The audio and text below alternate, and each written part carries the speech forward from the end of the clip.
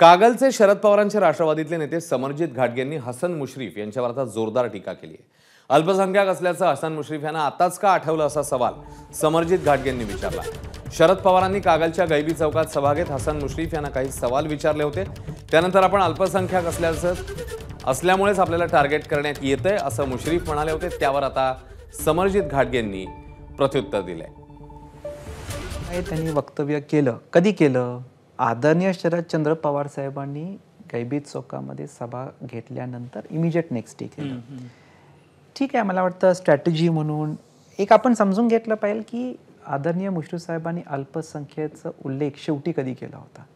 ईडीची धाड पडल्यानंतर त्यांनी अल्पसंख्येचा राष्ट्रवादी काँग्रेसमध्ये अजितदादानंतर सगळ्यात जास्त सत्ता आणि मंत्रिपद मिळालेला एकमेव व्यक्ती म्हणजे आदरणीय मुश्रीफ साहेब, ते पण पवार साहेबांमुळेच। ऑन रेकॉर्ड मी सांगतो, हे सगळं झाल्यानंतर असे वक्तव्य करणं हे चुकतंय। मी त्यांना आजही म्हणतो की तुम्ही पवार साहेबांची माफी मागा।